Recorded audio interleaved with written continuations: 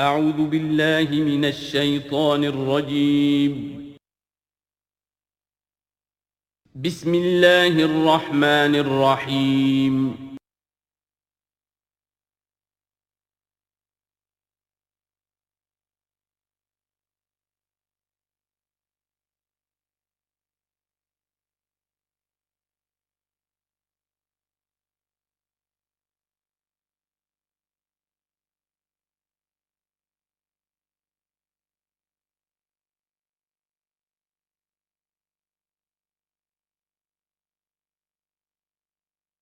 نحمده ونصلي على رسوله الكريم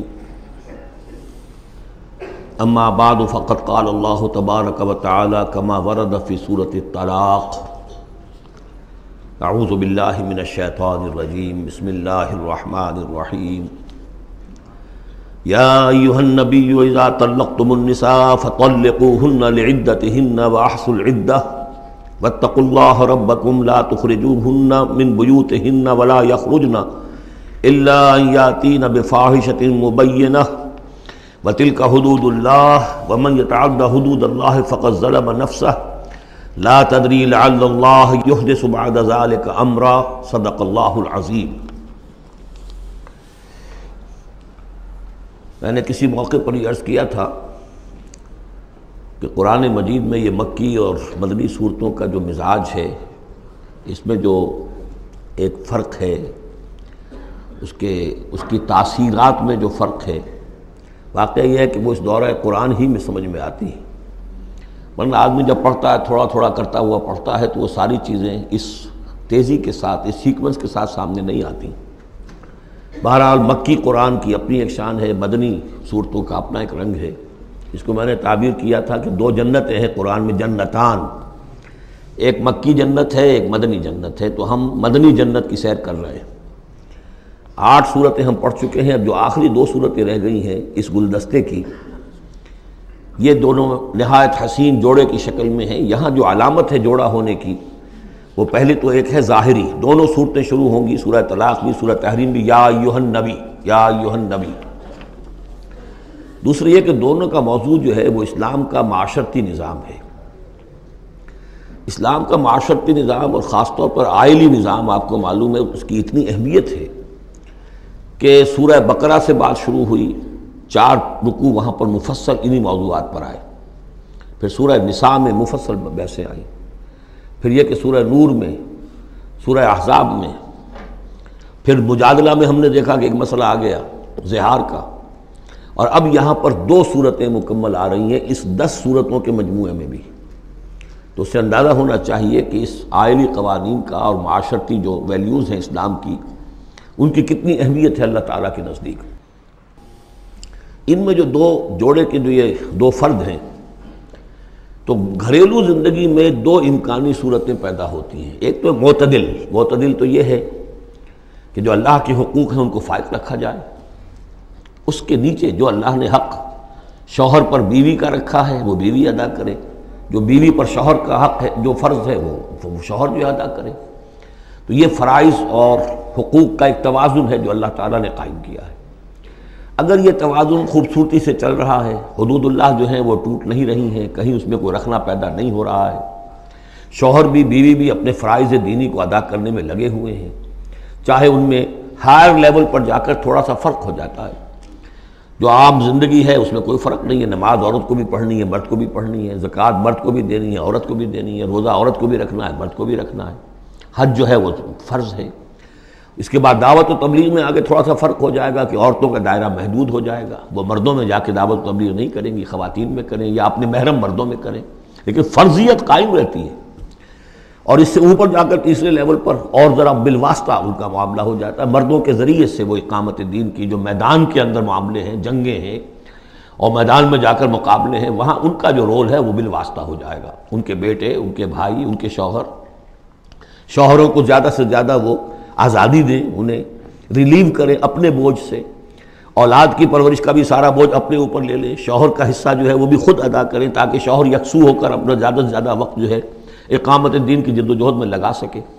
تو یہ تو ہے نارمل جو چاہیے۔ اب اب نارملٹی یا ادھر ہوگی یا ادھر ہوگی۔ ایک طرف کو ہوئی، فرض کیجئے لیفٹ کی طرف ہو گئی، اس کی معنی کیا ہے کہ مزاج نہیں مل رہا، ہر وقت کی چک چک ہے، خامخواہ جو ہے گھر جو ہے اس کے اندر اختلاف ہی اختلاف ہے، ہر وقت کی لڑائی چل رہی ہے، تو اس سے بہتر ہے طلاق ہو جائے۔ وہ ہے طلاق، سورہ طلاق، کہ خامخواہ اس قسم کے مسئلوں میں، لیکن یہ کہ طلاق جو آخری شکل ہے اس کے کچھ حدود ہیں، قیود ہیں، ضوابط ہیں، قواعد ہیں، قوانین ہیں، ان کی پوری پابندی ہو۔ جیسا کہ سورہ نساء میں ہم دیکھ چکے ہیں کہ اگر وہ علیحدہ ہو جائیں تو اللہ دونوں کو غنی کر دے گا، اس کو بھی اور اس کو بھی، اس کے لیے بھی کوئی بہتر، شوہر کے لیے بہتر کوئی بیوی عطا کر دے گا اور اس بیوی کو کوئی شوہر بہتر عطا کر دے گا۔ ایک دوسری انتہا یہ ہوتی ہے کہ شوہر اپنی بیویوں کی اتنی دلجوئی کرے، اتنی ان کی جو ہے پیمپرنگ جس کو کہتے ہیں کرے، کہ اس میں حدود اللہ بھی ختم ہو جائیں، شریعت کے تقاضے بھی ختم ہو جائیں، شریعت کے احکام بھی کہیں جو ہیں پامال ہو جائیں۔ سب سے بڑھ کر یہ کہ جو اپنے فرائض ہیں، دعوت و اقامت دین کی جد و جہد کو ان کو ادا نہ کر سکے، تو اہل و عیال کا اتنا لحاظ، یہ غلط ہے۔ تو دو انتہاؤں کو یہاں پر لیا گیا ہے۔ پہلی انتہا میں بھی بات کی گئی حضور سے، دوسری میں بھی، اگرچہ پہلے کا سوال حضور کے لیے ہے ہی نہیں، حضور نے نہ کوئی طلاق دی، نہ آپ کو طلاق دینے کی اجازت تھی، اس لیے کہ آپ کی ازواج مطہرات جو ہیں وہ تو امت کے لیے ماؤں کی حیثیت سے ہیں، اور سورہ احزاب میں ہم پڑھ چکے ہیں کہ وہ کسی اور سے بعد میں نکاح نہیں کر سکتی تھی، تو طلاق دینے کا سوال نہیں، اسی لیے آپ کو 4 کی جو وہ حد ہے، لمٹ ہے، اس سے بھی آگے بڑھ کر مزید نکاح کرنے کی اجازت دی گئی تھی۔ بہرحال یہ رب دیکھ لیجئے گا۔ اب آنکھیں ہم چلتے ہیں، وقت کی کمی کے پیش نظر زیادہ تمہید میں وقت نہیں لینا چاہتا۔ ان صورتوں پر میرے بڑے مفصل دروس موجود ہیں، وہ آپ دیکھ سکتے ہیں۔ یا ایھا النبی اذا طلقتم النساء فطلقوہن لعدتہن، اے نبی جب آپ لوگ اپنی عورتوں کو طلاق دیں، اب دیکھیے یا ایھا النبی واحد، طلقتم النساء فوراً جمع کا صیغہ، اس لیے کہ حضور سے تو یہ متعلق ہی نہیں ہے۔ حضور کو تو مسلمانوں کے نمائندے کی حیثیت سے اور معلم کی حیثیت سے اور ہادی کی حیثیت سے خطاب کیا گیا، اصل میں مسلمانوں سے ہے کہ جب تم طلاق دو اپنی بیویوں کو فطلقوہن لعدتہن، تو ان کی عدت کے حساب سے طلاق دو۔ عدت جو ہے وہ ایک تو یہ کہ طہر میں طلاق دی جائے، حیض کی حالت میں نہ ہو، اور پھر یہ ہے کہ اگر دینی ہی ہے تو پھر اس کے بعد بھی جو طلاق دی جائے وہ بھی پھر طہر کی حالت میں دی جائے۔ اس طریقے سے جو بھی قوانین ہیں، وَأَحْصُوا الْعِدَّةَ، عدت کا پورا لحاظ رکھو۔ وہ عدت اس طریقے سے بھی ہے کہ مطلقہ جو ہے جو عدت اس کی ہوگی اس کے اندر وہ کوئی اور شادی نہیں کر سکتی، البتہ عدت پوری کرنے کے بعد وہ آزاد ہوگی۔ عدت اس اعتبار سے بھی ہے کہ اگر طلاق رجعی ہے تو وہ اسی عدت کے اندر شوہر واپس اپنی بیوی کو لوٹا سکتا ہے، اور اگر وہ 1 یا 2 طلاقیں تھیں، طلاق بائن ہو گئی ہے، ان کے درمیان سیپریشن ہو چکی ہے، تب بھی وہ بغیر کسی اور حلالے وغیرہ جس کو ہمارے ہاں کہتے ہیں کہ عورت کے لیے ضروری نہیں ہے کہ وہ کسی اور سے نکاح کرے پھر وہ طلاق دے تو سابق شوہر سے اس کا نکاح ہو، بلکہ یہ کہ وہ دوبارہ نکاح کر سکتے ہیں اگر صرف 2 طلاقوں کے بعد عدت ختم ہوئی تھی۔ تو یہ تمام قواعد و ضوابط ہیں۔ واتقوا اللہ ربکم، اور اللہ کا تقوی اختیار کرو جو تمہارا رب ہے۔ لا تخرجوہن من بیوتہن، انہیں مت نکال باہر کرو ان کے گھروں سے کہ بس غصے میں آئے ہوئے ابھی طلاق بھی نکل جاؤ میرے گھر سے، یہ نہیں، یہ قتل غلط بات ہے۔ اس کی عدت ہے اور اس عدت کے اندر وہ تمہارے ہاں رہ سکتی ہے، تمہیں رکھنا ہے اسے اپنے ہاں۔ ولا یخرجن، وہ خود بھی نہ نکلے، الا ان یاتین بفاحشۃ مبینہ، البتہ اگر کوئی کھلی بے حیائی کی بات ہوئی ہے، کوئی بدکاری کی ہے عورت نے، وہ معاملہ اور ہو سکتا ہے کہ اس میں کوئی سختی کی جائے، عام حالات میں نہیں۔ وتلک حدود اللہ، یہ اللہ کے حدود ہیں۔ ومن یتعد حدود اللہ، اور جو اللہ کی حدود سے تجاوز کرے گا، فقط ظلم نفسہ، تو اس نے تو اپنے اوپر بڑا ظلم کیا۔ لا تدری لعل اللہ یحدث بعد ذلک امرا، تمہیں نہیں معلوم کہ شاید اس کے بعد اللہ تعالیٰ کوئی نئی صورت پیدا کر دے۔ غصے میں آ کے 1 طلاق دی، بیوی ابھی عدت کے اندر گھر ہی میں ہے، ہو سکتا ہے کہ وہ غصہ ختم ہو جائے، اسی میں 1 ہی طلاق دی تھی رجوع کر لیا جائے، اللہ تعالیٰ کیا پتہ ہے، اور کوئی حالات ایسے پیدا ہو جائیں، نئی صورت پیدا ہو جائے کہ اس سے آگے بات بگڑے ہی نہ۔ فَإِذَا بَلَغْنَ أَجَلَهُنَّ، البتہ جب عدت پوری ہو گئی ان کی جو میعاد ہے، اب تمہیں فیصلہ کرنا ہوگا، فَأَمْسِكُوهُنَّ بِمَعْرُوفٍ أَوْ فَارِقُوهُنَّ بِمَعْرُوفٍ، یا تو اب طے کر لو کہ اگر رجوع کرنا ہے تو بس اپنے گھر میں روکو، لیکن بھلے طریقے سے، یہ نہیں کہ انہیں ستانے کے لیے کہ جو روک لیا جائے، اور فارقوہن، یا پھر ان کو چھوڑ دو، ان سے علیحدگی اختیار کر لو، وہ بھی بالمعروف، بمعروف دستور کے مطابق بھلے طریقے سے۔ وَأَشْهِدُوا ذَوَيْ عَدْلٍ مِّنْكُمْ، اور اس رجعت اگر تم رجوع کر رہے ہو تو 2 اپنے گواہوں، 2 اپنوں میں سے جو معتبر لوگ ہوں، جن پر اعتماد کیا جا سکتا ہے، انہیں گواہ بنا لو کہ میں نے طلاق دی تھی، اب میں اس کو رجوع کر رہا ہوں، تو یہ دو گواہ اس کے ہیں۔ وَأَقِیمُوا الشَّهَادَةَ لِلَّهِ، اور یہ گواہی قائم کرو اللہ کے لیے۔ ذَلِكُمْ يُوعَظُ بِهِ، یہ ہے جو جس کی نصیحت کی جا رہی ہے، من کان یؤمن باللہ والیوم الآخر، اس شخص کو کہ جو ایمان رکھتا ہو اللہ پر اور یوم آخر پر۔ جیسے ہم نے دو جگہ دیکھا کہ حضور کا اسوہ حسنہ ہے، لیکن کس کے لیے؟ اپنی جگہ تو وہ اسوہ حسنہ کاملہ ہے، لیکن اس سے استفادہ کون کرے گا؟ من کان یرجو اللہ والیوم الآخر وذکر اللہ کثیرا۔ حضرت ابراہیم اور ان کے ساتھیوں کی زندگی میں بھی اسوہ ہے، کس کے لیے؟ من کان یرجو اللہ والیوم الآخر۔ اسی طرح یہاں فرمایا ذالک یوعظ بہ، یہ وعد اور نصیحت تو کی جا رہی ہے، لیکن کس کے لیے؟ من کان یؤمن باللہ والیوم الآخر، جو ایمان رکھتا ہو اللہ پر اور یوم آخر پر۔ اب اس کے بعد اس سورہ مبارکہ میں یہ بڑا عجیب مقام ہے اس اعتبار سے قرآن کا۔ عجیب کے معنی کیا ہے؟ دل لبھانے والا، حسین۔ یہاں اللہ کے تقویٰ کا جو مقام اور مرتبہ واضح کیا جا رہا ہے اللہ کی نگاہ میں، اگر واقعتاً حقیقی تقویٰ ہے، صحیح تقویٰ ہے، قلب کا تقویٰ ہے، جیسے کہ حضور فرماتے تھے اپنے دست مبارک سے 3 مرتبہ آپ نے اشارہ کیا اپنے سیرہ مبارک کی طرف، التقویٰ ہا ہونا، التقویٰ ہا ہونا، التقویٰ، تقویٰ یہاں ہوتا ہے۔ دل میں تقویٰ ہے تو تقویٰ ہے، باقی لباس اور وضاقتہ یہ ساری متقیوں کسی بنا لی اور اندر کا معاملہ نہیں ہے تو یہ بہروپ ہے، یہ تقویٰ نہیں ہے۔ لیکن حقیقی تقویٰ ہو تو پھر اس کا کیا مقام ہے؟ اب دیکھیے پہلی بات آ رہی ہے، وَمَن يَتَّقِ اللَّهَ يَجْعَلْ لَهُ مَخْرَجًا، جو شخص اللہ کا تقویٰ اختیار کرے گا اللہ اس کے لیے راستہ پیدا کر دے گا، جہاں بالکل نظر نہیں آئے گا کہ کوئی راستہ، اللہ راستہ پیدا کر دے گا۔ بالکل نظر نہیں آ رہا تھا موسیٰ کے ساتھیوں کو کہ اب کیسے بچیں گے، پیچھے لشکر آگے، آگے سمندر ہے، اللہ نے راستہ پیدا کیا۔ خود حضرت ابو بکر کا جو حال ہو گیا تھا کہ حضور اگر انہوں نے ذرا بھی دیکھ لیا، نیچے اپنے قدموں کی طرف بھی نگاہ ڈالی تو ہم نظر آ جائیں گے، آپ نے فرمایا لا تحزن ان اللہ معنا، راستہ نکالتا اللہ۔ پھر حضور گئے طائف، لیکن وہاں سے خالی ہاتھ آئے، مدینے میں اللہ نے خود ہی کھڑکی کھول دی، 6 آدمی ایمان لے آئے، آپ گئے ہی نہیں اور وہاں انقلاب بھی آ گیا۔ عظیم، اس اعتبار سے اللہ مخرج پیدا کرتا ہے۔ تم صحیح طریقے پر چلتے رہو، تقویٰ اختیار کرو، صحیح راستے پر جد و جہد کرو، یہ کام اللہ پر چھوڑو، کب اسے منظور ہے اس کا کامیاب ہونا؟ جب ہوگا وہ راستہ ایسا کھول دے گا کہ تمہیں گمان بھی نہیں ہوگا۔ وَيَرْزُقْهُ مِنْ حَيْثُ لَا يَحْتَسِبُ، اور اسے رزق دے گا وہاں سے جہاں سے اسے گمان بھی نہیں ہوگا۔ اقامت دین کی جد و جہد ہو، غلبہ دین کی جد و جہد ہو، اپنے آپ کو اجن صلاتی و نسکی و محیایا و مماتی اس کا فیصلہ کرنا ہو تو سب سے بڑی رکاوٹ آتی کھائیں گے کیا؟ تو اللہ تو کہتا ہے رازق میں ہوں، ہے ایمان اور یقین اس پر، کر کے دیکھو تو صحیح، اس پر اعتماد تو کرو۔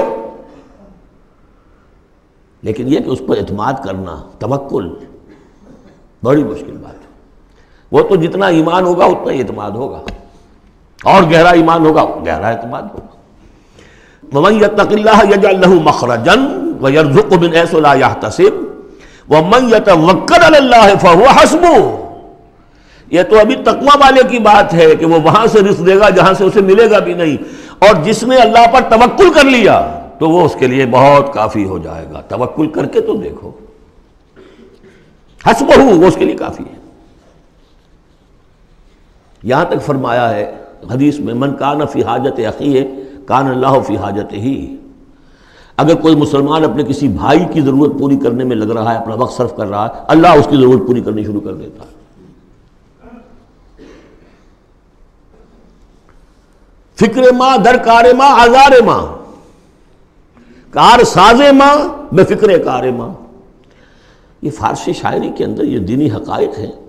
کار ساز ماں بے فکر کار ماں، میرا کار ساز میرے کاموں کی فکر کر رہا ہے، میں نے اپنے آپ کو اس کے کام کے لیے لگا دیا۔ وہ دنیا میں بھی ذرا سا بھی کوئی شریف انسان ہوگا، آپ اس کے ہو جائیں وہ آپ کو چھوڑ دے گا پھر کہیں؟ شرافت ہو، مروت ہو اس میں، آپ اللہ کے بن کر تو دیکھیے، پھر وہ کارساز ہے۔ کارساز ماں بے فکر کار ماں، فکر ماں در کار ماں آزار ماں، جب میں اپنے معاملات کی فکر خود کرتا ہوں، کوئی نہ کوئی ٹھوکر کھاتا ہوں، کوئی نہ کوئی غلطی کرتا ہوں، آزار اپنے سر کے اوپر پیدا کر لیتا ہوں۔ اپنے آپ کو حوالے کرو، اس کا نام ہے تفویض الامر الی اللہ، افوض امری الی اللہ ان اللہ بصیر بالعباد۔ ان اللہ بالغ امرہ، اللہ تعالیٰ تو اپنا معاملہ تو پورا کر کے ہی رہتا ہے۔ وہ تو دین کو غالب کرنا ہی ہے. کون اس کے اندر نفع کما گیا، کون محروم رہ گیا، یہ ان کی قسمت ہے. ابو بکر اور عمر اور عثمان اور علی اور عبد الرحمن ابن عوف یہ اپنی بازی جیت گئے. ابو جہل ابو لہب محروم رہ گئے. یہ تو اب ان کا معاملہ ہے. اللہ تو اپنی بات پوری کرا دے گا، اور اس دنیا کے ختم ہونے سے پہلے پورے کل ارضی پر اللہ کا دین غالب ہوگا. یہ ہونا ہے. دیکھنا یہ ہے کہ تم اس بہتی گنگا میں کوئی ہاتھ دھونے کو تیار ہو یا نہیں، یا تم محرومین کی فہرست میں اپنے آپ کو لانا چاہتے ہو. بس اپنا تن من دھن لگا دو اس کے اندر. تمہاری ہڈیوں کا چورا ہو کر بھی اس نئی تعمیر کی بنیادوں میں اگر لگ جائے تو بہت بڑی کامیابی ہے. قد جعل اللہ لکل شیء قدرا، بہت عمدہ مقام ہے. اللہ نے ہر چیز کے لیے ایک اندازہ مقرر کیا ہوا ہے. کب اللہ کی مدد آئے گی یہ بھی اس نے طے کیا ہوتا ہے. You have to qualify. Pre qualification conditions ہیں، تب مدد آئے گی. یوں نہیں آتی مدد. اپنا سب کچھ لگا دو پھر کہو کہ اللہ میری 15 برس کی کمائی کل میدان میں نے جو ڈالی ہوئی ہے، 15 برس کی کمائی، دن کی اور رات کی کوششیں ہیں میری، صبح اور شام کی کوششیں ہیں میری، 15 برس وہ میدان میں نے لا کے ڈال دی. تب پکارو اللہ کو. اپنا مال بچا کے رکھنا ہے، اپنی مستقبل کو بھی بچانا ہے، اپنی اولاد کو بھی بچانا ہے، اور اللہ کا دین غالب ہو جائے. کہیں نام لکھا کے کسی جماعت میں شامل ہو کر بڑا تیر مار دیا، گویا کہ اللہ تعالیٰ تو جانتا ہی نہیں. کتنی کنٹریبیوشن ہے، کتنا ایثار ہے، کتنی قربانی ہے، کتنا وقت ہے، کتنی محنت ہے، اللہ جانتا ہے. باقی اس نے ہر چیز کا ایک اندازہ مقرر کیا ہوا ہے. اب اس کے بعد پھر آ رہا ہے وہی طلاق کا معاملہ. واللائی یئسن من المحیض من نسائکم، اور تمہارے ہاں کی وہ خواتین کے جن کا حیض کا سلسلہ بند ہو چکا ہو، مایوس ہو چکی ہو حیض سے. ان ارتبتم فعدتہن ثلاثۃ اشہر، اگر اس میں کوئی شک بھی ہو تو پھر 3 مہینے عدت ہو جائیں گے. اب حیض تو آ نہیں رہا کہ 3 ہے طہر اور 3 حیض کا کوئی حساب کیا جائے. واللائی لم یحضن، اور وہ ابھی بچپن میں نکاح ہو گیا چونکہ ہو جاتا تھا، اور ابھی بچی کو جو ہے وہ ابھی ایام شروع ہی نہیں ہوئے ہیں، تو اب ان کی عدت کیسے ہوگی اگر ان کو طلاق دے دی گئی؟ تو ان کے لیے بھی یہ کہ 3 مہینے. وَأُولَاتُ الْأَحْمَالِ أَجَلُهُنَّ أَن يَضَعْنَ حَمْلَهُنَّ، اور جو حاملہ ہوں ان کی پھر عدت یہ ہے کہ وہ وضع حمل ہو جائے، بچے کی پیدائش ہو جائے، اس کے بعد وہ ان کی جو ہے عدت ختم ہوگی. یہ بھی ہو سکتا ہے کہ پورے 8 مہینے لگ جائیں، 9 مہینے لگ جائیں، 4 مہینے ہوں، 6 ہوں، واللہ اعلم. وَمَن يَتَّقِ اللَّهَ، پھر دیکھیے تقویٰ. وَمَن يَتَّقِ اللَّهَ يَجْعَل لَّهُ مِنْ أَمْرِهِ يُسْرًا، جو اللہ کا تقویٰ اختیار کرتا ہے اللہ اس کے کاموں میں آسانی پیدا کر دیتا. فَسَنُيَسِّرُهُ لِلْيُسْرَىٰ، ذالک امر اللہ انزلہ الیکم، یہ اللہ کا حکم ہے جو اس نے نازل کر دیا ہے تمہاری طرف. اللہ یہ ذمہ داری لے رہا ہے اپنے اوپر. ومن یتق اللہ یکفر عنہ سیئاتہ، اور جو اللہ کا تقوی اختیار کرے گا اللہ تعالیٰ اس کی برائیوں کو، اب یہ آخرت کا معاملہ ہو رہا ہے، اس کی برائیوں کو، اس کے گناہوں کو اس کے نامہ اعمال سے دھو دے گا. ویعظم لہ اجرا، اور اس کے لیے بہت بڑا اجر اور ثواب ہے جو عطا کرے گا. اسکنوہن من حیث سکنتم من وجدکم، اب کسی عورت کو طلاق دی ہے، ایک طلاق دی ہے، عدت میں رکھنا ہے گھر میں، وہ پہلے آ چکا ہے، لیکن گھر میں ایسا نہ ہو کہ کہیں کسی ملازمہ کی کوٹڑی میں ڈال دو اس کو.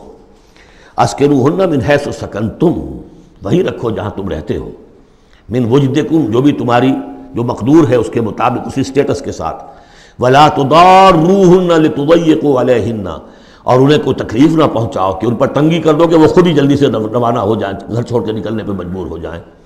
وَإِن كُنَّ أُولَاتِ حَمْلٍ، اور اگر وہ حاملہ ہوں، فَأَنفِقُوا عَلَيْهِنَّ، تو اب ان کے اوپر خرچ کرو، ان کا نان نفقہ وہ تمہارے ذمے ہے. حَتَّى يَضَعْنَ حَمْلَهُنَّ، یہاں تک کہ پھر وہ واضح حمل سے فارغ ہو جائیں. فَإِنْ أَرْضَعْنَ لَكُمْ، پھر اگر وہ تمہارے لیے، تمہارے بچہ تو تمہارا ہے، اس کو اگر دودھ پلاتی ہیں، فَآتُوهُنَّ أُجُورَهُنَّ، تو انہیں ان کا اجر اور ان کا بدلہ عطا کرو. وَاعْتَمِرُوا بَيْنَكُمْ بِمَعْرُوفٍ، اور آپس میں مشورہ کر لیا کرو بڑے بھلے طریقے سے. اگر طلاق بھی ہو گئی کوئی بات نہیں، انسان تو ہے نا، انسانی سطح پر، اب شوہر بیوی نہیں رہے لیکن انسان تو ہے، انسانی سطح کے اوپر بات کر لی جائے. وَاعْتَمِرُوا بَيْنَكُمْ بِمَعْرُوفٍ وَإِن تَعَاثَرْتُمْ، اور اگر کہیں ایسی زدم زدہ ہو جائے کہ بیوی کہ میں تو دودھ نہیں پلاتی یا کوئی اور مسئلہ ہو، فَسَتُرْضِعُ لَهُ أُخْرَىٰ، تو پھر کوئی اور عورت جو ہے اس کو دودھ پلائے. لِيُنْفِقْ ذُو سَعَةٍ مِّن سَعَتِهِ، اب اس تمام معاملے میں جو بھی شوہر ہے وہ خرچ کرے، جو وسعت والا ہے وہ اپنی وسعت کے مطابق خرچ کرے، جو اس کا بھی سطح اللہ نے اسے دی ہے اس کے مطابق. وَمَنْ قُدِرَ عَلَيْهِ، اور جس کے اوپر اللہ تعالیٰ نے رزق کی کوئی تنگی رکھی ہے، ناپ تول کر دے رہا ہے، کوئی فراوانی نہیں ہے، فَلْيُنْفِقْ مِمَّا آتَاهُ اللَّهُ، تو وہ خرچ کرے اس میں سے جو اللہ نے اس کو دیا ہے۔ لا يُكَلِّفُ اللَّهُ نَفْسًا إِلَّا مَا آتَاهَا، اللہ تعالیٰ کسی جان کو ذمہ دار نہیں بنائے گا مگر اسی حد تک جو کچھ کہ اس نے اسے دے رکھا ہے۔ کشادگی دی ہے تو اپنی اس بیوی جو ہے مطلقہ، اس کے اوپر تم رکھو، کشادگی رکھو، تنگی ہے تو ٹھیک ہے اس حساب سے دو، اللہ تو جانتا ہے۔ سَيَجْعَلُ اللَّهُ بَعْدَ عُسْرٍ يُسْرًا، یقیناً اللہ تعالیٰ جو ہے اس کے لیے سختی کے بعد آسانی بھی پیدا کر دے گا۔ وَقَائِمٍ مِّن قَرْيَةٍ أَتَتْ أَمْرَ رَبِّهَا، اور کتنی ہی بستیاں ایسی ہیں جنہوں نے اپنے رب کے حکم سے سرکشی کی، وَرُسُلِهِ، اور اپنے رسولوں سے سرتابی کی، ان کا کفر کیا، فَحَاسَبْنَاهَا حِسَابًا شَدِيدًا وَعَذَّبْنَاهَا عَذَابًا نُكْرًا، تو ہم نے پھر ان سے محاسبہ کیا، ان کا بہت شدید محاسبہ، اور ہم نے ان پر آفت ڈالی اور عذاب بھیجا ان پر، بہت بڑا عذاب۔ فَذَاقَتْ وَبَالَ أَمْرِهَا، پھر ان بستیوں نے اپنے معاملے کی پوری سزا جو ہے بھگت لی۔ وَكَانَ عَاقِبَةُ أَمْرِهَا خُسْرًا، اور یقیناً جو ابھی عاقبت والا معاملہ آنے والا ہے، ان کے معاملے کا جو ابھی عاقبت ہے وہ تو پھر بڑے ہی ٹوٹے والا معاملہ ہے۔ أَعَدَّ اللَّهُ لَهُمْ عَذَابًا شَدِيدًا، اللہ تعالیٰ نے ان کے لیے بڑے شدید عذاب کو تیار کیا ہوا۔ فَاتَّقُوا اللَّهَ يَا أُولِي الْأَلْبَابِ، تو اے ہوش مندو اللہ کا تقوی اختیار کرو، وہی تقوی جس کے اوپر چار مختلف طور سے بات ہو چکی ہے۔ الذین آمنوا، اے وہ ہوش مندو جو ایمان بھی لے آئے ہو، اللہ کا تقوی اختیار کرو۔ قد انزل اللہ الیکم ذکرا، اللہ نے تمہاری طرف ذکر نازل کر دیا ہے۔ یہ آیت بڑی اہم ہے، ذکر کی آگے وضاحت آ رہی۔ ذکر سے مراد کیا ہے؟ رسولا یتلو علیکم آیات اللہ مبینات لیخرج الذین آمنوا وعملوا الصالحات من الظلمات الی النور، رسول کہ جو پڑھ رہا ہے آیات اللہ کی تم پر، تمہیں سنا رہا ہے، اور وہ آیات بینات ہیں تاکہ نکالے وہ تمہیں، ان لوگوں کو جو ایمان لائے اور جنہوں نے نیک عمل کیے، اندھیروں سے نور کی طرف۔ تو ذکرہ، قد انزلنا الیکم ذکرہ، اور ذکرہ کی وضاحت رسولا یتلو علیکم آیات اللہ مبینات، یہی بات پھر آگے جا کے سورہ بینہ میں آئے گی، ابھی صرف نوٹ کر لیجئے، پھر جا کر بات پوری واضح وہاں ہوگی۔ وَمَن يُؤْمِن بِاللَّهِ وَيَعْمَلْ صَالِحًا يُدْخِلْهُ جَنَّاتٍ تَجْرِي مِن تَحْتِهَا الْأَنْهَارُ خَالِدِينَ فِيهَا أَبَدًا، اور جو کوئی اللہ پر ایمان رکھتا ہے اور نیک عمل کرتا ہے، اور نیک عمل سے مراد ایمان کے جملہ تقاضے ہیں۔ اب نیک عمل جب مکے میں جب تک تھے حضور، نیک عمل کیا تھا؟ ابھی شراب بھی حرام نہیں ہے، جوا بھی حرام نہیں ہے، سود بھی حرام نہیں ہے، پہلے 10 برس نماز 5 گانا بھی نہیں ہے۔ اس وقت نیک عمل کا کیا مطلب ہے؟ اللہ پر ایمان اور اس کی دعوت، اور تکلیف آئے تو استقامت اور جھیلنا۔ نماز آئی تھی، رات کو کھڑے رہا کرو اللہ کے سامنے، اس وقت کا نیک عمل یہ تھا۔ اب جیسے جیسے آیا، مدینے میں آ گئے، اب جہاد ہے، قتال ہے، انفاق ہے، مال خرچ کرو، اب روزہ بھی فرض کیا گیا، اب نماز 5 گانا بھی جو ہے 2 سال پہلے ہو چکی ہے، اب تمہارے اوپر زکوٰۃ بھی ایک نصاب کے حساب سے آ گئی ہے، عشر بھی آ گیا ہے، اب یہ ہے۔ تو جس وقت دین کا جو تقاضا ہے وہ پورا کرنا، جملہ تقاضے، وہ عمل صالح ہے۔ ہمارا تصور یہ ہوتا ہے جہاں قرآن میں عمل صالح آیا، نماز، روزہ، ذکر، یہ اذکار، یہ ہمارے ذہن میں آتا ہے، ہم اس کو پڑھتے ہیں اپنے ذہن میں صرف ان چیزوں کے حوالے سے، جبکہ عمل، جدوجہد، محنت، وہ ہر جگہ جو حکم ہے، جس وقت کا حکم ہے۔ وَمَن يُؤْمِن بِاللَّهِ وَيَعْمَلْ صَالِحًا يُدْخِلْهُ جَنَّاتٍ تَجْرِي مِن تَحْتِهَا الْأَنْهَارُ خَالِدِينَ فِيهَا أَبَدًا، وہ داخل کرے گا ان باغات میں جن کے نیچے ندیاں بہتی ہوں گی، اور اس میں وہ رہیں گے ہمیشہ ہمیش، ابدا۔ قد احسن اللہ له رزقا، اللہ تعالیٰ نے اس کے لیے بڑا عمدہ رزق فراہم کیا ہے۔ اب ایک آیت آ رہی ہے جو آیات متشابہات میں سے ہے، تاحال اللہ الذی خلق 7 سماوات، جیسے تو یہ کہ 7 آسمانوں کا معاملہ بھی میں بار بار عرض کرتا رہا ہوں کہ ابھی آیات متشابہات میں شمار ہوگا۔ وَمِنَ الْأَرْضِ مِثْلَهُنَّ، اللہ تعالیٰ نے 7 آسمان بنائے ہیں اور زمین میں سے بھی اتنی ہی، ویسی ہی، گویا کہ زمینیں بھی کوئی 7 زمینیں ہیں۔ اب اس پر یہ ہے کہ مختلف مفسرین نے اپنے اپنے اندازے، زمین کے 7 طبقات ہیں یا کچھ اور، لیکن بہرحال ابھی ہم نہیں سمجھ سکیں گے، کوئی 7 زمینیں بھی ہیں، کسی وقت آ کر یہ حقیقت منکشف ہو جائے گی۔ یتنزل الامر بینہن، اور یہ آسمان اور زمین کے درمیان اللہ کا امر نازل ہوتا ہے، جیسا کہ ہم پڑھا ہے سورہ سجدہ میں، یدبر الامر من السماء الى الارض ثم یعرج الیہ فی یوم کان مقدارہ 1000 سنۃ مما تعدون، یہ 1000 سال کی اللہ تعالیٰ کی ایک پلاننگ ہوتی ہے، آسمان سے زمین کی طرف اس کا فیصلہ جو ہے وہ آتا ہے، فرشتے لے کر آتے ہیں، تنفیذ ہوتی ہے، اور پھر یہ کہ وہ امر جو ہے اٹھا لیا جاتا ہے۔ اب اگلے 1000 سال کا دوسرا امر ہے جو اللہ کی طرف سے اگلے دن کا لیے طے ہو چکا ہے۔ لِتَعْلَمُوا أَنَّ اللَّهَ عَلَىٰ كُلِّ شَيْءٍ قَدِيرٌ، تمہیں اس کا یقین رہنا چاہیے کہ اللہ تعالیٰ ہر چیز پر قادر ہے۔ میں نے یہ بات عرض کی ہے کہ 2 صفات اللہ کی ہیں جس میں یہ انتہائی اہمیت کے ساتھ عَلَىٰ كُلِّ شَيْءٍ قَدِيرٌ بِكُلِّ شَيْءٍ عَلِيمٌ، ان 2 صفات کا تو مراقبہ اتنا گہرا ہونا چاہیے کہ کبھی شک نہ آنے پائے کسی چیز کے بارے میں۔ وَأَنَّ اللَّهَ قَدْ أَحَاطَ بِكُلِّ شَيْءٍ عِلْمًا، دیکھیے دوسری بھی آ گئی علم، اور یہ کہ اس نے ہر شے کا اس کے علم کا احاطہ کیا ہوا ہے، نہ اس کی قدرت سے باہر کچھ ہے نہ اس کے علم سے باہر کچھ ہے۔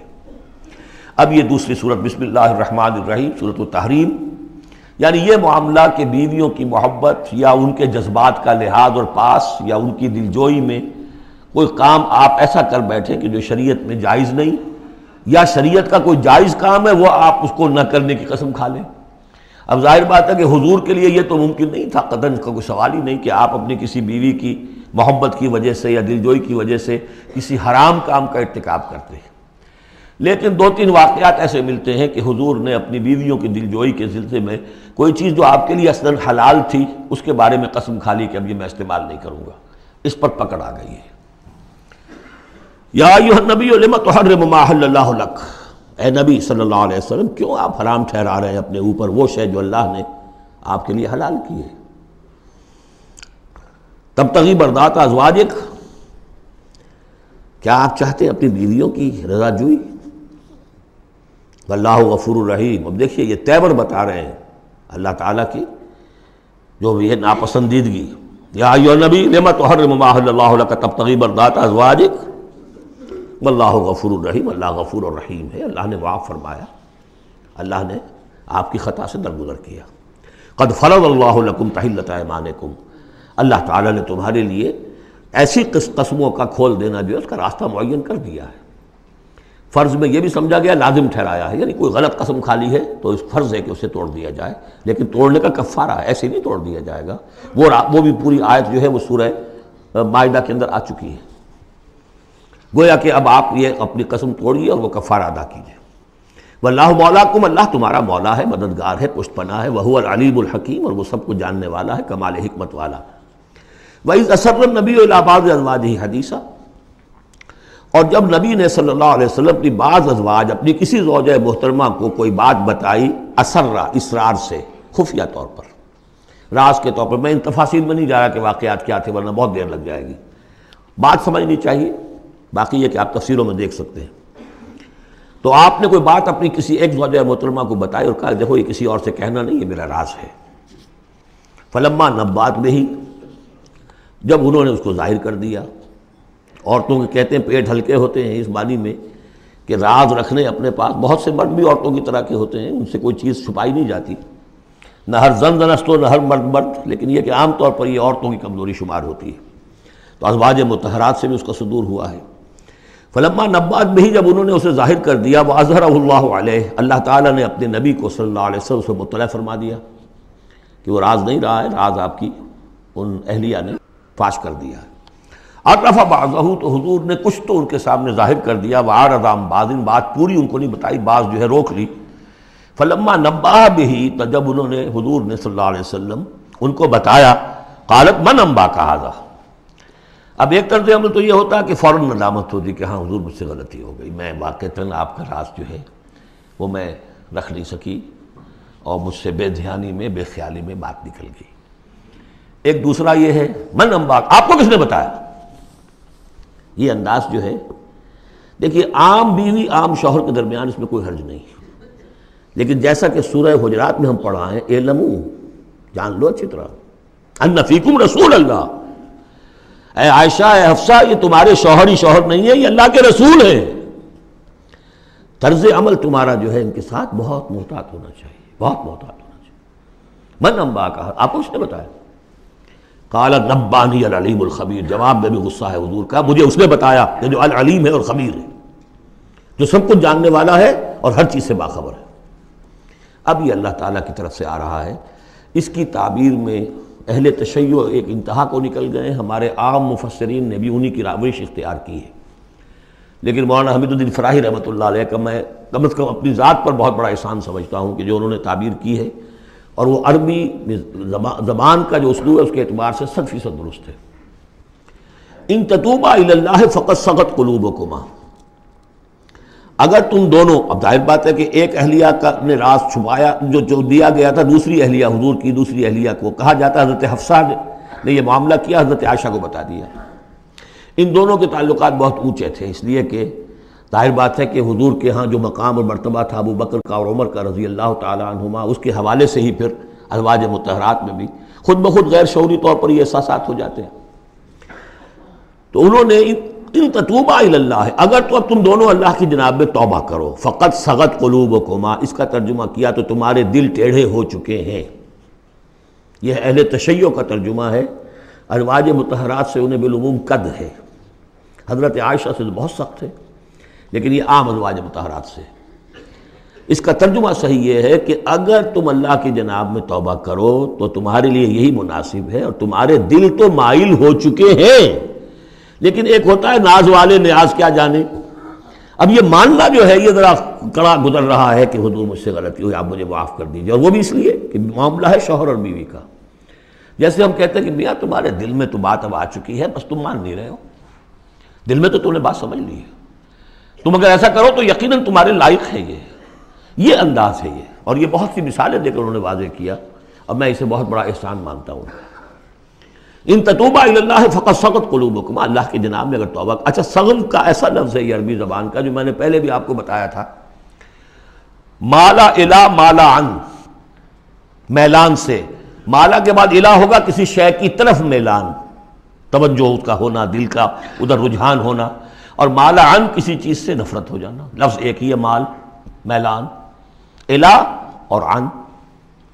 رغب الہ، رغب عن، راغب ہوا اس شے کی طرف اور راغب ہوا اس چیز سے، متنفر ہو گیا اس چیز سے، لفظ ایک ہی ہے، رغبت۔ اس طرح صغم کا لفظ ہے، تو صغم جو ہے دونوں طرف جاتا ہے، تمہارا دل تو مائل ہو ہی گیا ہے، کس طرح مائل ہو گیا ہے، یعنی وہ واقعتاً اپنی خطا کا احساس ہو گیا ہے تمہارے دلوں کو، اب صرف یہ ہے کہ زبان سے بھی اس کا اعتراف کرو۔ جیسے کہ حضرت آدم کو احساس ہو گیا تھا اپنی خطا کا، تو اللہ تعالیٰ نے الفاظ سکھا دیے تھے، فَتَلَقَّى آدَمُ مِن رَبِّهِ كَلِمَاتٍ فَتَابَ عَلَيْهِ، یہ ترجمہ ہے اس آیت کا صحیح۔ ان تتوبا الی اللہ فقد صغت قلوبکما وان تظاہرا علیہ، اور اگر اب جیسے کہ قاعدہ ہے عام طور پر حضور کی بھی کوئی ہلکا سا سہو اگر ہو جاتا تھا تو کس قدر انداز جو ہے سخت ہو جائے قرآن مجید کے اندر، اس لیے کہ بڑے لوگوں کے معاملے بڑے ہیں، الرب رب من تنزل والعبد عبد من ترقى۔ اسی طرح جو بھی اونچے لوگ ہیں ازواج مطہرات ہیں، تو ان کا بھی جو بھی اظہار ناپسندیدگی ہو رہا ہے اللہ کی طرف سے، اس میں الفاظ بڑے سخت ہیں۔ اگر تم دونوں نے کوئی گٹھ جوڑ کر لیا، ان تظاہرا علیہ، محمد کے خلاف صلی اللہ علیہ وسلم، کوئی متحدہ بھات بنا لیا، تو سن لو فإن اللہ هو مولاه وجبریل وصاحب المؤمنین والملائکۃ بعد ذلک ظہیر، کہ اللہ ان کا ولی ہے، دوست ہے، پشت بنا ہے، مددگار ہے، پھر جبرائیل ہے، پھر تمام صالح اہل ایمان ہے، پھر یہ کہ تمام فرشتے بھی اس کے بعد ان کے پشت بنا ہے۔ تو ان کے ساتھ معاملہ جو ہے وہ ان کے مقام کی مناسبت سے کرو، چاہے وہ تمہارے شوہر ہیں اور تم ان کی بیوی ہو، لیکن معاملہ کرو اس میں تمہارے امتی ہونے کا پہلو جو ہے وہ کہیں نگاہ سے اوجھل نہ ہو، وہ اللہ کے رسول ہیں، تم امتی ہو۔ عسیٰ ربہ، ابھی اور سختی آ رہی ہے، امید ہے کہ ان کا رب ان طلقکن، اگر تم سب کو طلاق دے دے، ان یبدلہ ازواجا خیرا منکن، کہ بدل دے تم سے کہیں بہتر بیویاں ان کو عطا کر دے، مسلمات مومنات قانتات تائبات عابدات سائحات صیبات وابکارا، یہ سارے اوصاف ان میں واو ہے ہی نہیں، بیک وقت یہ سارے اوصاف ہوں، مسلم بھی ہوں، مومن بھی ہوں، فرما بردار بھی ہوں، توبہ کرنے والیاں، عابدات عبادت گزار، سائحات دنیا کی لذات سے کنارہ کش، سیبات بھی ہو سکتی ہیں، حضور کے نکاح میں تو اکثر سیبہ ہی آئی ہیں، سیبہ وہ ہیں جن کی پہلے کوئی شادی ہوئی ہو، طلاق ہو گئی ہو، یا یہ کہ بیوہ ہو گئی ہوں، اکثر و بیشتر جو آپ کے نکاح ہیں وہ سیبات سے ہیں، وہ ابکارا، اور کنواری بھی، تو ایک غالباً جہاں تک مجھے میرا ذہن ہے صرف ایک حضرت عائشہ صدیقہ ہے رضی اللہ تعالی عنہ کہ جو کنواری حیثیت سے آئی ہیں حضور کے نکاح میں، باقی سب کی سب سیبہ تھیں۔ یہ تو ہو گیا ایک خاص معاملہ عائلی زندگی سے متعلق حاصل کیا ہوا کہ وہ معتدل معاملہ رکھو، حقوق الزوجین اپنی جگہ ہیں، فرائض الزوجین اپنی جگہ ہیں، اللہ کے حقوق اس سے بالا ہیں، ان کو اوپر قائم رکھو، اور اس کے تحت جو ہے جو بھی اللہ نے حقوق معین کر دیے، فرائض معین کر دیے، ان کو ادا کرو۔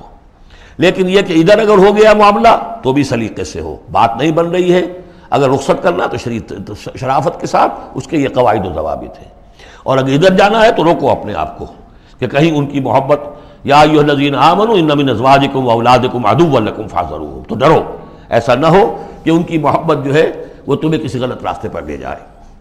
اب جو حصہ آ رہا ہے سورہ مبارکہ کا، اس میں ایک تو یہ 3 آیتیں درمیان میں آ رہی ہیں، وہ تو خاص طور پر جو ہے یوں سمجھیے خواتین سے متعلق نہیں ہے، مردوں سے متعلق ہیں، اور وہ اصل میں سورہ حدید کا سلسلہ جو ہے جو آخر اب اختتام پر آ رہا ہے، اس کا نقشہ جو ہے یہاں پر پھر آ جائے گا۔ یا ایھا الذین آمنوا قوا انفسکم واہلیکم نارا، اہل ایمان بچاؤ اپنے آپ کو اور اپنے اہل و عیال کو آگ سے۔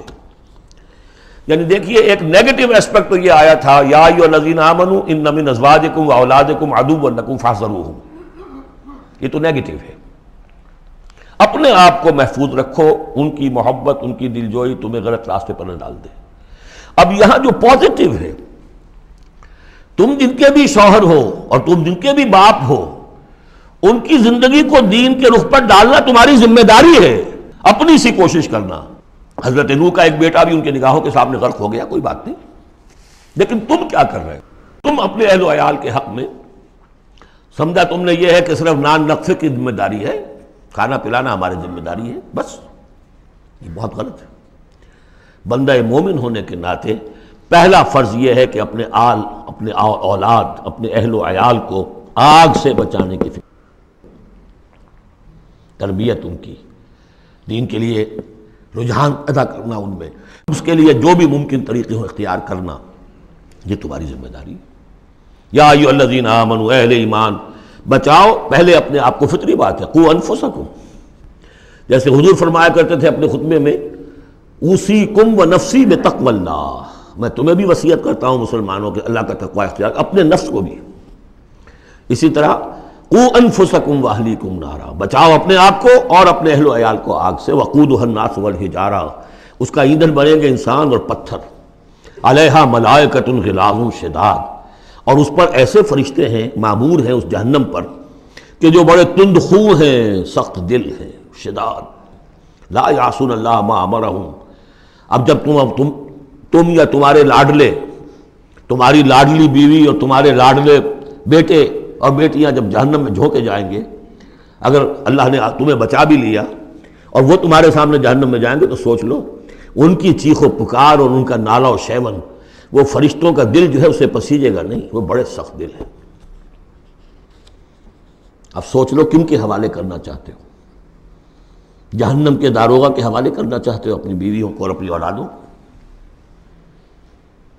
یہ محبت نہیں، یہ تو عداوت ہو گئی ہے۔ تم سمجھ رہے ہو کہ محبت کا مظہر ہے، یہ اعلیٰ تعلیم دلوا رہے ہیں۔ کون سی تعلیم دلوا رہے ہو؟ جو انہیں دین کی طرف راغب کرنے والی ہے یا باغی کرنے والی ہے؟ یہ تمہاری رحمت ہے، محبت ہے یا عداوت ہے، دشمنی ہے؟ علیہا ملائکۃ غلاظ شداد، ان کا دل پسیجے گا نہیں، پتھر کی طرح سخت دل ہوگے ان کے، غلاظ شداد، چیخے جاؤ، چلائے جاؤ، نالہ و شیون، لا یعصون اللہ ما امرہم، جو اللہ کا حکم ہوگا وہ اس کی نافرمانی نہیں کریں گے، جس کو جو عذاب دینا ہے وہ دیں گے، وَيَفْعَلُونَ مَا يُؤْمَرُونَ، اور کریں گے وہی کچھ جس کا انہیں حکم دیا جائے گا۔ یا ایھا الذین کفروا لا تعتذروا اليوم، اور کہا جائے گا اے کافرو اب آج تم کوئی بہانہ نہ بناؤ، انما تجزون ما کنتم تعملون، تمہیں وہی کچھ بدلے میں دیا جا رہا ہے جو تم عمل کر کے لائے۔ اس کے بعد ایک عظیم آیت آ رہی ہے اس سورہ مبارکہ، بلکہ اس پورے گروپ کے حوالے سے، جو میں نے عرض کیا تھا پل صراط کا ایک نقشہ آیا ہے وہاں، اس کی ایک جھلک یہاں بھی دکھائی گئی ہے، جو سورہ حدید میں تھا وہ یہاں ہے، یہاں اختصار کے ساتھ۔ یا ایھا الذین آمنوا توبوا الی اللہ توبۃ نصوحا، اہل ایمان توبہ کرو اللہ کی جناب میں بڑے خلوص کے ساتھ، اخلاص کے ساتھ۔ اس توبہ کو یہی نہ سمجھیے کہ خدا نخواستہ کوئی شراب پیتا ہے بس اسے توبہ کر لی، ٹھیک ہے یہ بھی توبہ ہے، کوئی رشوت لیتا ہے، رشوت سے توبہ کر لی، یہ بھی توبہ ہے۔ سب سے بڑی توبہ یہ تم جا کدھر رہے ہو، دنیا کی طرف یا آخرت کی طرف؟ کس کے نقش قدم کی پیروی کر رہے ہو، محمد کی صلی اللہ علیہ وسلم یا کسی اور کی؟ زندگی کا رخ کیا ہے؟ پلٹو، لوٹو اللہ کی طرف، آخرت کی طرف۔ جو آپ پڑھ چکے ہیں سورہ ذاریات، ففروا الی اللہ، دوڑو اللہ کی طرف، لپکو اللہ کی طرف۔ کدھر جا رہے ہو؟ فأین تذهبون، کدھر جا رہے ہو؟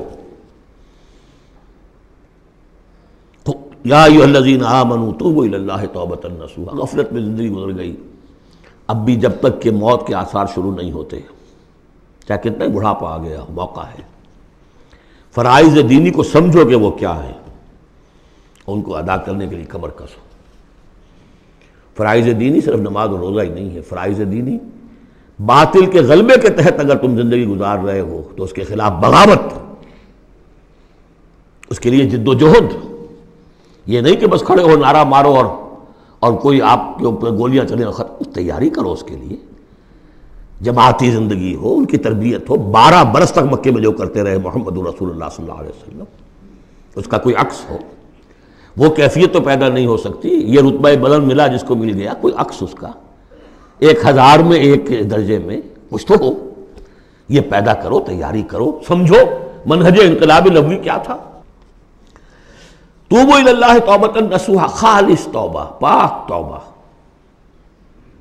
یہ نہ ہو کہ دل میں کہیں چور رکھا ہوا ہے کہ پھر کرنا تو ہے وہی کام، توبہ کی تسبیح کر لو، وہ توبہ نہیں۔ اگر تم خالص توبہ کرو گے، عسیٰ ربکم ان یکفر عنکم سیئاتکم، امید ہے تمہارا رب تم سے تمہاری برائیوں کو دور کر دے گا، نامہ اعمال کے دھبے بھی دھو دے گا۔ التائب من الذنب کمن لا ذنب لہ، جو حقیقت میں توبہ کر لے گناہ سے، وہ ایسے جیسے اسے گناہ کبھی کیا ہی نہیں۔ اور یہ کہ آئندہ بھی تمہارے دامن کردار پر جو داغ ہیں وہ بھی دھو دے گا۔ وَيُدْخِلَكُمْ جَنَّاتٍ تَجْرِی مِن تَحْتِھا الْأَنْہَار، داخل کرے گا تمہیں ان باغات میں جن کے دامن میں ندیاں بہتی ہوں گی۔ یوم لا یخزی اللہ النبی والذین آمنوا معہ، جس دن کہ اللہ تعالیٰ نہیں رسوا کرے گا نہ اپنے نبی کو نہ ان کو جو ان کے ساتھ ایمان لائے، صلی اللہ علیہ وسلم ورضی اللہ تعالیٰ عنہم اجمعین۔ نورہم یسعی بین ایدیہم، ان کا نور دوڑتا ہوگا ان کے سامنے، وبایمانہم، اور ان کے داہنی طرف۔ وہی الفاظ ہے جو سورہ حدید میں آئے۔ دل میں ایمان تھا تو نور ایمان سامنے کی طرف اس کا ٹارچ کی روشنی پڑے گی، اور اعمال صالحہ کا نور داہنی طرف ہوگا۔ داہنا ہاتھ اعمال صالحہ کا قاسم ہے۔ یقولون ربنا اتمم لنا نورنا، اور وہ کہتے ہوں گے کہ اے رب ہمارے نور کو کامل فرما دے۔ اس کو مطلب سمجھ لیجئے، حضور نے فرمایا جن کو نور عطا ہوگا، کچھ لوگوں کا نور تو صرف اتنا ہوگا کہ ان کے قدموں کے آگے روشنی ہو جائے گی، وہ بھی بڑی غنیمت ہے۔ اندھیرے میں پگڈنڈی پر چلنا ہو تو وہ اتنی ٹارچ کی روشنی بھی وہ معلوم ہوگا بہت غنیمت ہے۔ لیکن کچھ لوگوں کو ایسا نور ملے گا کہ جس کی روشنی یہاں مدینے سے صنعاء تک جائے گی، یمن کا شہر۔ ابو بکر صدیق کو کون سی روشنی ملے گی؟ ہمیں تو وہ ٹارچ بھی مل جائے تو بہت غنیمت ہے، لیکن جنہیں وہ تھوڑا ملے گا، کیوں تھوڑا ملا؟ کوتاہیاں تھیں، تقصیرات تھیں، کمی تھی، جتنا کرنا چاہیے تھا اتنا نہیں کیا تھا، کچھ بچا بچا کے بھی رکھا تھا۔ تو بچا بچا کے نہ رکھ اسے، تیرا آئینہ ہے وہ آئینہ کہ شکستہ ہو تو عزیز تر ہے نگاہ آئینہ ساز میں۔ لہذا کم ہوگا، پھر وہ دعا کریں گے ربنا اتمم لنا نورنا، اپنے کرم سے، اپنے فضل سے، اپنی شان غفاری سے ہماری کوتاہیوں کو ڈھانپ لے اور ہمارے نور کو بھی کامل فرما دے۔ اتمم لنا نورنا واغفر لنا، ہمیں بخش دے، انک علی کل شیء قدیر، یقیناً اے اللہ تو ہر شے پر قادر ہے، تیرا ہاتھ کون روک سکتا ہے۔ یا ایھا النبی جاہد الکفار والمنافقین واغلظ علیہم ومأواہم جہنم وبئس المصیر، اے نبی صلی اللہ علیہ وسلم جہاد کیجئے کافروں سے بھی اور منافقوں سے بھی۔ یہ آیت جوں کہ تو سورہ توبہ میں بھی آ چکی ہے۔ واغلظ علیہم، سختی کیجئے، آپ کی طبیعت میں نرمی ہے، اور اس نرمی کا ناجائز فائدہ اٹھاتے ہیں منافقین، کیونکہ قانونی ان کو پروٹیکشن حاصل ہے، مسلمان تو ہے وہ، تو آپ ان کے ساتھ بھی وہ معاملہ کرتے ہیں کہ جو اہل ایمان کے ساتھ کرتے ہیں۔ چنانچہ وہ کہتے ہیں ہوا اذن، یہ تو کان ہی کان ہے نرے، بس کان ہی کان ہے، سن لیتے ہیں، سمجھتے تو ہے ہی نہیں، دماغ میں بھیجا نہیں ہے ان کے، یہ بھی کہتے تھے وہ لوگ۔ لیکن آپ سختی کیجئے، یا ایھا النبی جاہد الکفار والمنافقین واغلظ علیہم، ومأواہم جہنم، ان کا ٹھکانہ جہنم ہے، وبئس المصیر، اور بہت ہی برا ٹھکانہ ہے۔ اب جو ان دو صورتوں میں خواتین کا معاملہ آیا، اس کے حوالے سے اب یہ مقام آ رہا ہے بہت اہم، اس بات کو واضح کرنے کے لیے کہ خواتین اس غلط فہمی مبتلا نہ ہوں کہ اللہ کے ہاں سوال جواب جو ہونا ہمارے شوہروں سے ہی ہونا ہے، ہم سے کیا ہے، ہم تو ان کے تابع ہیں۔ ہر عورت ایک مکمل انسان ہے، فل ہیومن بینگ، اور جہاں تک اس کی ایک آنر کا تعلق ہے، dignity and honour, human dignity, وہ بالکل مساوات طور پر شیئر کرتی ہے، اخلاقی طور پر مساوات ہے بالکل، اور ہر ذمہ دار ہے اپنے فرائض کی، عورت بھی جیسے کہ مرد ہے۔ اس کا اپنا ایمان ہوگا، عمل صالح ہوگا تو اللہ کے ہاں بیڑا پار ہوگا، اپنا ایمان اور عمل صالح نہیں ہے تو شوہر بڑے سے بڑا ہو وہ بچا نہیں سکے گا۔ یہ حقیقت کو واضح کرنے کے لیے 3 خواتین بلکہ 4 خواتین کی مثال یہاں آئی ہے۔ ضرب اللہ مثلا للذین کفروا امرأۃ نوح وامرأۃ لوط، اللہ تعالیٰ نے مثال بیان کی ہے کافروں کے لیے نوح کی بیوی اور لوط کی بیوی کی۔ کانتا تحت عبدین من عبادنا صالحین، وہ دونوں تھیں ہمارے 2 بہت صالح بندوں کے تحت، ان کے نکاح میں تھیں، فخانتاہما، تو انہوں نے ان سے خیانت کی، فلم یغنیا عنہما من اللہ شیئا، تو نہ بچا سکا انہیں ان کا شوہر، ان کے دونوں شوہر جو ہیں نہ بچا سکے اپنی دونوں بیویوں کو کچھ بھی۔ بیوی بھی غرق ہوئی، حضرت نوح علیہ السلام کی وہ بیوی، اور حضرت لوط کی وہ بیوی بھی اسی طریقے سے جو پتھراؤ ہوا اسی میں ہلاک ہوئی۔ تو نہ یہاں وہ بچا سکے شوہر، وقیل ادخلوا النار مع الداخلین، اور کہہ دیا جائے گا داخل ہو جاؤ جہنم میں داخل ہونے والوں کے ساتھ، کوئی شوہر تمہیں نہیں بچا سکتا، چاہے وہ نوح اور لوط ہوں۔ لوط تو خیر اولو العزم من الرسل میں ان کا شمار عام طور پر نہیں ہوتا، حضرت نوح تو بہت اولو العزم، 950 برس جنہوں نے دعوت دی ہے۔ اسی لیے حضور اپنے گھر کی خواتین کو جمع کر کے پھر کہا فرمایا کرتے تھے، یا فاطمہ بنت محمد انقذی نفسک من النار فانی لا املک لک من اللہ شیئا، یا صفیۃ عمۃ رسول اللہ انقذی نفسک من النار فانی لا املک لک من اللہ شیئا، اے فاطمہ محمد کی نور چشم، لخت جگر، اپنے آپ کو آگ سے نکالو، بچاؤ، مجھے کوئی اختیار حاصل نہیں ہوگا تمہارے بارے میں اللہ کے ہاں۔ اے صفیہ، اللہ کے رسول کی پھوپھی، اپنے آپ کو آگ سے بچاؤ، اس لیے کہ مجھے کوئی اختیار حاصل نہیں ہوگا۔ ضرب اللہ مثلا للذین کفروا امرأۃ نوح وامرأۃ لوط کانتا تحت عبدین من عبادنا صالحین فخانتاہما فلم یغنیا عنہما من اللہ شیئا وقیل ادخلوا النار مع الداخلین۔ یہ میں بیان کر چکا ہوں ایک دفعہ پہلے بھی کہ اہل تشیع کا خیال یہ ہے کہ یہ زانیہ تھیں دونوں بیوییں، اہل سنت اس کو تسلیم نہیں کرتے۔ خیانت صرف اسی معاملے میں نہیں ہوتی، خیانت رازداری میں سب سے بڑی خیانت ہے، کہ جو راز ہوتے تھے یہ وہ اپنے دشمن، جو حضور انبیاء کے رسولوں کے دشمن تھے، اپنی قوم کے لوگوں کو ان کے راز پہنچا دیتی تھی، یہ خیانت تھی۔ اس لیے کہ سورہ نساء میں جو آیا ہے فالصالحات قانتات حافظات للغیب، غیب کے اندر حفاظت کرنا پوری، ظاہر بات ہے کہ بیوی سے زیادہ بڑھ کر تو کوئی نہیں ہوتا کہ جو شوہر کی باتوں سے واقف ہو، تو یہ خیانت ہے اہل سنت کے نزدیک ہوں۔ لیکن بہرحال نتیجہ یہی ہے کہ وہ پھر جہنمی ہے، اور صرف نبی کی بیوی ہونے کے ناطے سے انہیں چھٹکارا نہیں مل جائے گا۔ وضرب اللہ مثلا للذین آمنوا امرأۃ فرعون، اور اہل ایمان خواتین کے لیے اللہ تعالیٰ نے مثال بیان کی ہے فرعون کی بیوی کی، آسیہ ان کا نام تھا۔ اذ قالت رب ابن لی عندک بیتا فی الجنہ، اب اس ایک جملے میں ان کی پوری ذہنی اور نفسیاتی کیفیت سامنے آ رہی ہے، جبکہ اس اللہ کی بندی نے کہا پروردگار میرے لیے تو جنت میں اپنے پاس ایک مکان بنا لے، وَنَجَّنِي مِن فِرْعَوْنَ وَعَمَلِهِ، مجھے نجات دے اس فرعون سے بھی اور اس کے عمل سے بھی، وَنَجَّنِي مِنَ الْقَوْمِ الظَّالِمِينَ، اور اللہ جلد از جلد مجھے نجات دے ان ظالموں کی قوم سے۔ یعنی موت کی آرزو کر رہی ہیں، محل میں عیش و آرام ہر طرح کا حاصل ہوگا، کیا نہیں ہوگا، لیکن اللہ کے ساتھ ایمان کا معاملہ یہ ہے، اور شوہر کا جو بھی خدائی کا دعویٰ کر کے بیٹھا ہوا ہے، کیا اس نے کفر کا اور اس کا معاملہ ہے، تو ان کے اندر بیزاری کتنی ہے اپنے اس شوہر سے۔ تو گویا کہ 2 انتہائی مثالیں آ گئیں، بہترین شوہروں کے ہاں بدترین انجام والی بیویاں، اور بدترین شوہر کے ہاں بہترین انجام والی بیوی جس کا کہ ذکر ہو رہا ہے، اور سب سے اونچی جو خواتین ہوں گی حضرت مریم، حضرت آسیہ، حضرت خدیجہ، حضرت عائشہ، حضرت فاطمہ، یہ یوں سمجھیے چوٹی کی خواتین ہوں گی قیامت میں۔ تو اس حوالے سے یہ جو آسیہ ہیں یہ بھی انہی میں۔ وَمَرْيَمَ ابْنَتَ عِمْرَانَ الَّتِي أَحْصَنَتْ فَرْجَهَا، تیسری مثال دی ہے، عورت خود بھی نیک ہو اور اسے نیک تربیت مل جائے، نیک ماحول مل جائے۔ وَكَفَّلَهَا زَكَرِيَّا، حضرت زکریا جو ہیں انہوں نے ان کی کفالت کی، ان کی پرورش کی، ان کو اپنے پاس رکھا، تربیت کی، ایک نبی کے آغوش تربیت میں پلی ہیں، لہذا وہ نور علی نور ہے۔ وَمَرْيَمَ ابْنَتَ عِمْرَانَ الَّتِي أَحْصَنَتْ فَرْجَهَا فَنَفَخْنَا فِيهِ مِن رُوحِنَا، تو ہم نے پھونک ماری اس میں اپنی روح کی۔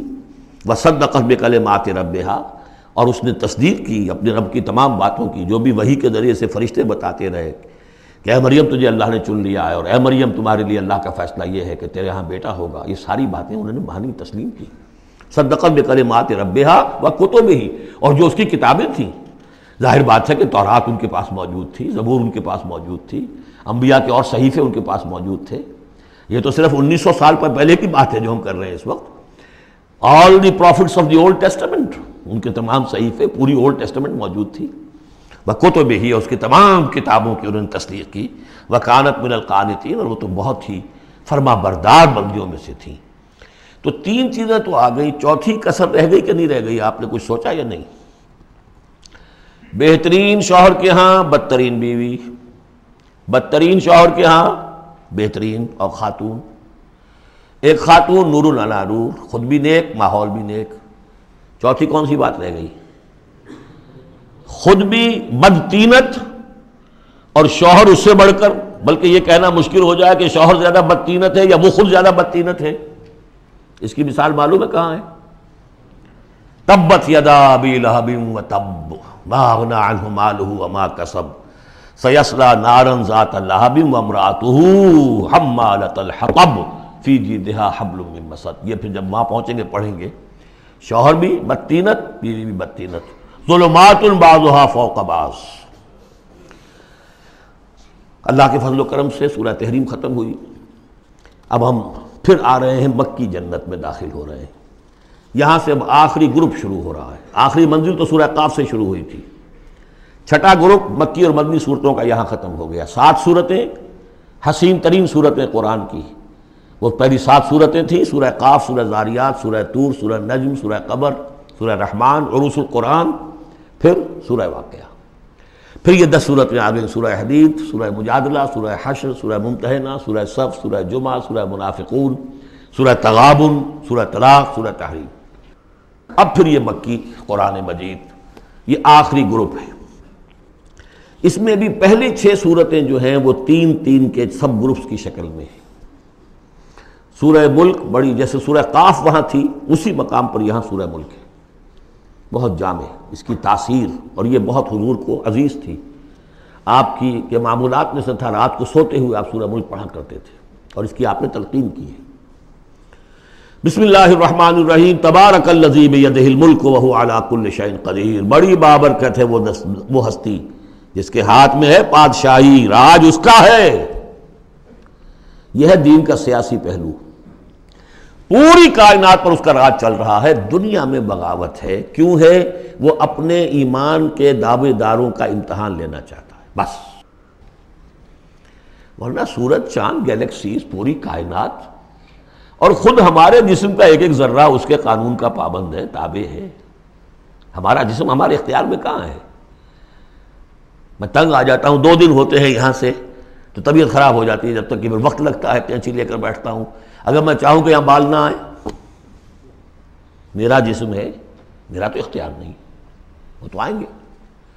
تو ہمارا جسم بھی جہاں تک اس کی فزیولوجی کا تعلق ہے، اس کی اناٹومی کا تعلق ہے، یہ سارا اللہ کے قانون کے تابع، میرے تابع تو نہیں۔ میں چاہوں میرا دل ذرا رک جائے، جب چاہوں میں اس کو سٹارٹ کر دوں تو یہ تو نہیں ہوگا، جب بند ہوگا بند ہو جائے گا، میرے اختیار میں نہیں ہے۔ لیکن یہ کہ جو ہماری اختیاری زندگی ہے اس میں ہم نے طے کر لیا ہے کہ اللہ کی نہیں مانیں گے، اپنی مانیں گے، اپنی مانیں گے، اپنی بیویوں کی مانیں گے، اور جو بھی نظام ہے اس کے ساتھ وفاداری کریں گے، چاکری کریں گے، ان کی ملازمت کریں گے، ان کے رتھوں کے اندر ہم بیل بن کر جتیں گے تاکہ ہمیں عیش ملے، دنیا کے اندر ہمارے لیے مقامات ہوں، ہماری عیش ہو، بس اللہ خیر صلی اللہ۔ تو یہ ہے اصل میں امتحان۔ ورنہ بادشاہی یہاں اب بھی اسی کی ہے. یہ صرف ہلدی کی گانٹھ ہے جسے لے کر ہم پنساری بن کر بیٹھ گئے. میری مرضی، میرا خیال، میرا نظریہ یہ ہے، اور ہمارے نزدیک جو ہے طریقتکم المثلی، ہمارے جو کلچر ہے، مثالی نظام جو ہم نے بنایا ہے، ہمیں اس کی حفاظت کرنی ہے. تبارک الذی بیدہ الملک وہو علی کل شیء قدیر، وہ ہر چیز پر قادر ہے. الذی خلق الموت والحیات لیبلوکم ایکم احسن عملا. اب دیکھیے ہم نے حیات انسانی کا جو اب تک سمجھا ہے، جس کو کہ عمر نے، جو کہ بہت بڑا شاعر ہے، اس نے اپنی بیوی سے خطاب کر کے کہا ہے حیات ثم موت ثم بعث حدیث و خرافات یا ام عمری. یہ کیا ہے زندگی پھر موت پھر زندگی، یہ کیا، یہ سب حدیث و خرافات معاذ اللہ. ہم نے بھی دیکھا پہلے کنتم امواتا فاحیاکم ثم یمیتکم ثم یحییکم ثم الیہ ترجعون. یہ وقفے کیوں ڈالے گئے؟ یہ موت کا وقفہ کیوں ڈال کر زندگی کا ایک حصہ نکال دیا علیحدہ؟ 30 40 50 60 سال یہ دنیا کی زندگی، پھر موت کا وقفہ. موت ایک زندگی کا وقفہ ہے، یعنی آگے بڑھیں گے دم لے کر. کیوں؟ اس کی حکمت بتائی جو ہم پڑھائیں سورہ واقعہ میں.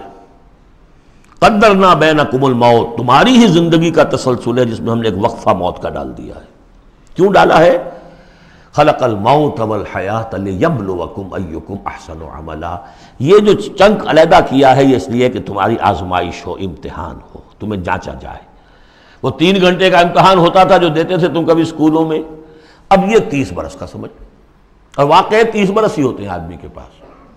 پہلی زندگی کے 20 25 برس ویسے گزر گئے، شعوری ابھی نہیں ہے، اور پھر ایک خاص عمر کے بعد جو ہے اعضاء ڈھیلے پڑ گئے، اور پھر یہ کہ لا یعلم من بعد علم شیئا. 30 نہیں ہوں گے 40 مل جائیں گے آدمی کو. کام تو یہی ہوتا اس کی زندگی کا. لیکن اس لیے ہے لیبلوکم ایکم احسن عملا، تاکہ تمہیں جانچے پرکھے دیکھے تم میں سے کون ہے اچھے عمل کرنے والا. اب دیکھیے علامہ اقبال کی جو نظم ہے زندگی کے موضوع پر، واقعہ یہ ہے کہ بہت چوٹی کی چیز ہے، بہت عمدہ چیز. تو اسے پیمانہ امروز فردا سے نہ ناپ، جاویداں پہم دواں ہر دم جواں ہے زندگی. قلزم ہستی سے تو ابھرا ہے مانند حباب. جیسے سمندر میں ایک بلبلا سا ہوتا ہے، کتنی زندگی ہوتی ہے بلبلے کی. قلزم ہستی سے تو ابھرا ہے مانند حباب، اس زیاں خانے میں تیرا امتحان ہے زندگی. خلق الموت والحیات لیبلوکم ایکم احسن عملا. ہے کبھی جان اور کبھی تسلیم جان ہے زندگی. کبھی زندگی جان سے مترادف ہے، عبارت ہے. کبھی جان دینا اصل زندگی ہے. وَلَا تَقُولُوا لِمَنْ يُقْتَلُ فِي سَبِيلِ اللَّهِ أَمْوَاتٌ بَلْ أَحْيَاءٌ وَلَكِنْ لَا تَشْعُرُونَ. ہے کبھی جان اور کبھی تسلیم جان ہے زندگی. اصل زندگی جو ہے وہ جان دے دینے سے حاصل ہوتی. الذی خلق 7 سماوات طباقا، وہ اللہ کی جس نے بنائے 7 آسمان ایک دوسرے کے اوپر. آیات متشابہات میں سے ما تری فی خلق الرحمن من تفاوت، تم نہیں دیکھ پاؤ گے اللہ کی تخلیق میں کہیں کوئی فرق. اتنا محکم نظام ہے، اتنا محکم نظام. کیا کسی سائنسدان نے آج تک یہ بھی کہا کہ تخلیق میں یہاں نقص ہے؟ کسی نے کہا؟ زوالوجی کی فیلڈ میں یا باٹنی کی فیلڈ میں یا کسی اور فیلڈ میں، جیولوجی کی فیلڈ میں، ایسٹرونومی کی، کسی نے کہا ہے؟ ما تری فی خلق الرحمن من تفاوت فارجع البصر هل تری من فطور. پھر ذرا دوبارہ لوٹا لو اپنی نگاہ، دیکھ لو، ہر میدان میں دیکھ لو، کہیں تمہیں کوئی رکھنا نظر آتا ہے؟ اگر یہ تخلیق کامل ہے تو کامل حقیقت میں کون ہے؟ اس کا خالق، اس کا باری، اس کا مصور. بس یہ نظر نہیں آتا. سائنسدان سب کچھ دیکھ رہے ہیں، ڈھونڈنے والا ستاروں کی گزرگاہوں کا اپنے افکار کی دنیا میں سفر کر نہ سکا. بڑے بڑے صاحب بصیرت اور بڑے بڑے عقل مند اپنی ناک تلے کے پتھر سے ٹھوکر کھاتے ہیں. دیکھ رہے ہیں ٹیلیسکوپ سے ٹھوکر کھا رہے ہیں وہاں جو سامنے پتھر پڑا ہوا ہے اس سے. یہ ہو رہا ہے آج ہمارے ساتھ. سپر جیل کا بسرا کر رہے ہیں، پھر لوٹاؤ ذرا اپنی نگاہ کو 2 مرتبہ اور. ینقلب الیک البصر خاسئا وہو حسیر. تمہاری نگاہ تھک ہار کر لوٹ آئے گی، تمہیں ہماری تخلیق میں کہیں کوئی رکھنا، کوئی دراڑ نظر نہیں آئے گی. بارک اللہ لی و لکم فی القرآن العظیم ونفعنی وإیاکم بالآیات والذکر الحکیم۔